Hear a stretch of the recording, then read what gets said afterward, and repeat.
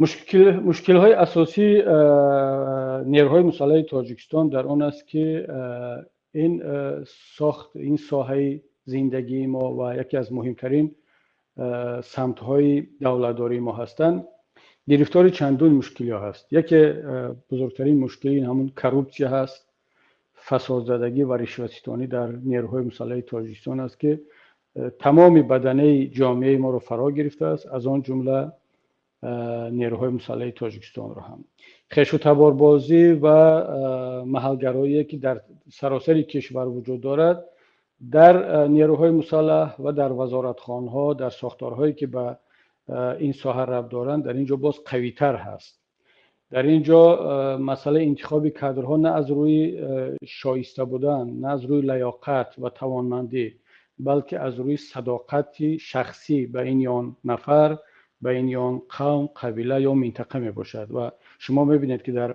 رده های بالای این ساختارها و وزارتها عادتا کسانی هستند که از یک منطقه هستند یا از یک اولاد هستند یا به این یا شکل صداقت شخصی خود را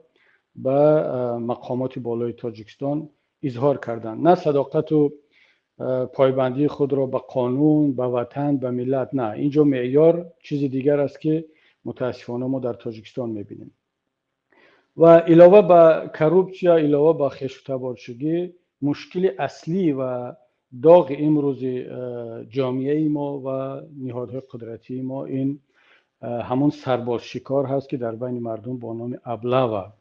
معروف است و این دیگر تقریبا به یک بیماری تبدیل شده است، به یک مشکلی تبدیل شده است که سال 2 مرتبه هنگام دعوت سربازان به ارتش، جامعه تاجیکستان در یک حالت شاک، در یک حالت بی‌سامانی و در یک حالت عصبانیت به سر میبرد، چون بخصوص عائله هایی که در اون جوان های سنی دعوتی هستند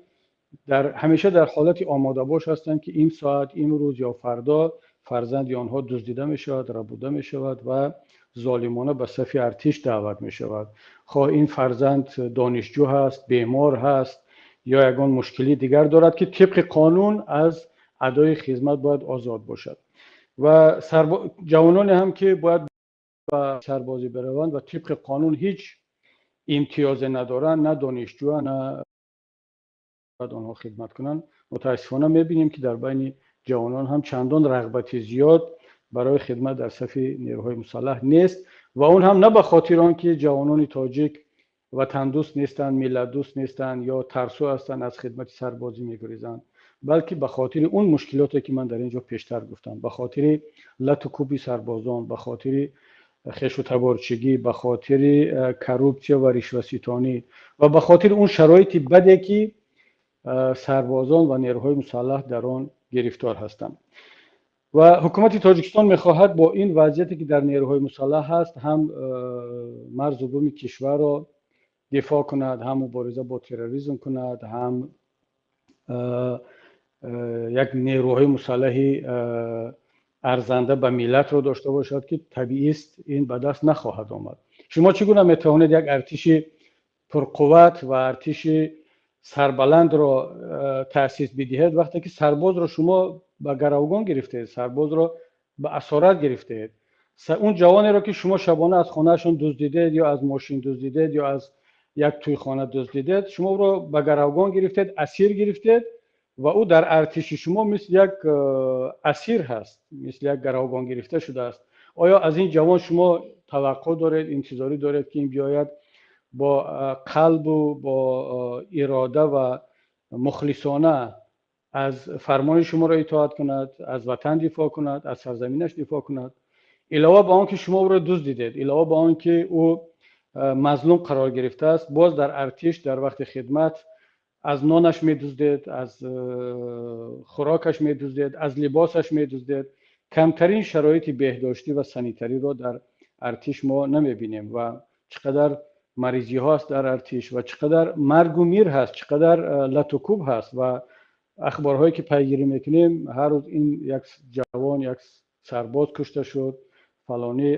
مریض شد، معیوب شد و اینها همه در مجموع فضای را به وجود آوردن که جوانان تاجیک امروز سرپیچی میکنن از خدمت در نیروهای مسلح و حکومت هم مجبور است که دیگر دست به این عملهای غیر قانونی بزند و هم قانون را پامال کند و هم حقوق مردم را پامال کرده باشد